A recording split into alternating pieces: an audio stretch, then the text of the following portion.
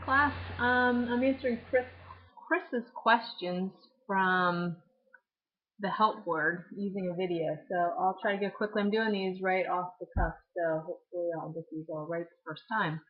So this is lesson 73 problems. And the first one he asked for, I'm going to have to go back and forth looking to see which ones he asked for, is this one, lesson 1B. This is factoring minus 25 plus 100 meters m squared, not meters, m squared. Okay, we just learned the difference of two squares. So one thing you need to think is maybe this is a difference of two squares problem. Remember how I said it has to be a perfect square minus a perfect square. Well, we have two perfect squares. The square root of 25 is 5. The square root of 100 is 10. The square root of m is m. So these are perfect squares. The problem is they're not in the right order. You have to have the negative sign in between the two. And you can rearrange as long as you keep the negative sign with the same number. We had a negative with the 25 here, and we still have a negative with the 25. Once you do that, you can see we have a difference of two perfect squares. So we make two sets of parentheses. We put what times what gives me 100m squared. That would be 100m times 100m. What times what gives me 25, and that'd be 5 and 5. And we need the difference, we need the middle terms to add out. So that means this one has to be a plus, this one has to be a minus. This is where I need to go and see which other ones Chris asked for. As you can see, he asked for quite a few problems here. So we need 7, 13, 19. So let's get that 7, 13, 19 start out. So we need 1B, 7, 13, 19. So maybe we'll just get those on this video. So let's look at number 7. 7 is factor the binomials. This is the same thing. It's 4p squared. Only this one's a little bit easier. X squared minus k squared.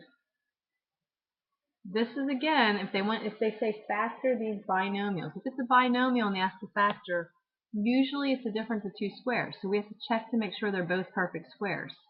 What times what gives me 4p squared x squared? Well, that would be 2 times 2 gives me 4. P times p gives me p squared. X times x gives me x squared. K times k gives me k squared. So these are both of these terms in the binomial perfect square. And we have, it's a difference, it's subtraction.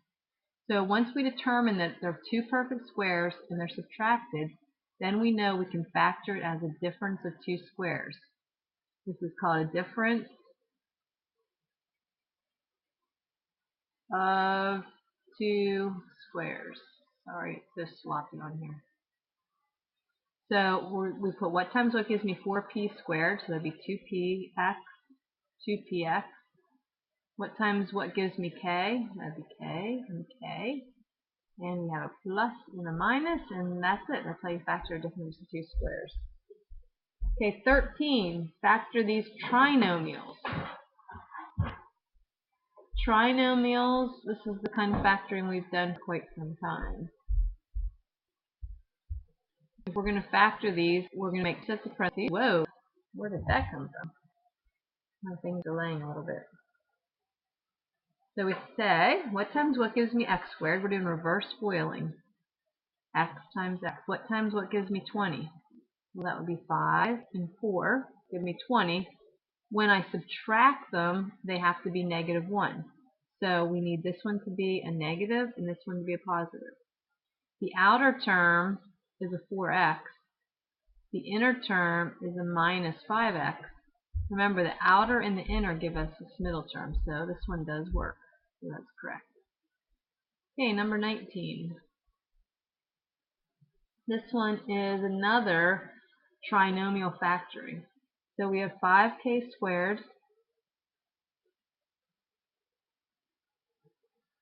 plus 30 plus 25k.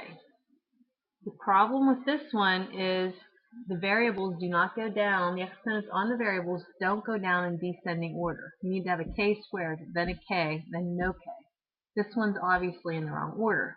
So before you begin, you have to put them in the right order.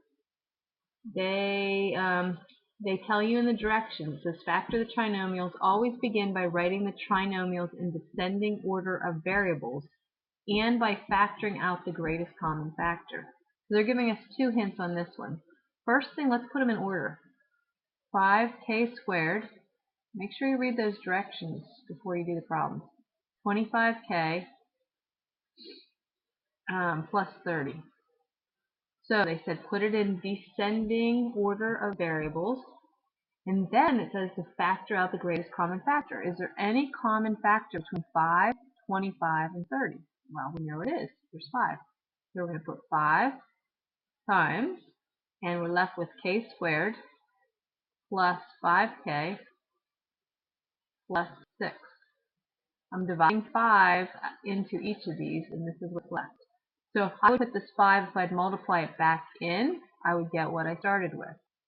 Factoring is just breaking it into two things that when you multiply it, you get what you started with.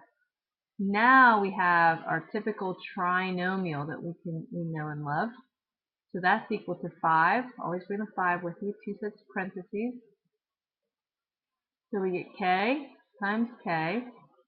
And what times what gives me 6, so that when we add them together we get 5. Well, we know both signs are going to be the same, and they're both going to be plus. The only thing that gives us 5 when we add them together would be 3 and 2. So this is our final answer. If we were to FOIL this and multiply 5 back in, we should get what's above it. So that's problems 1b, 7, 13, and 9. I'll do another video for the remaining problems. So that's it for this video.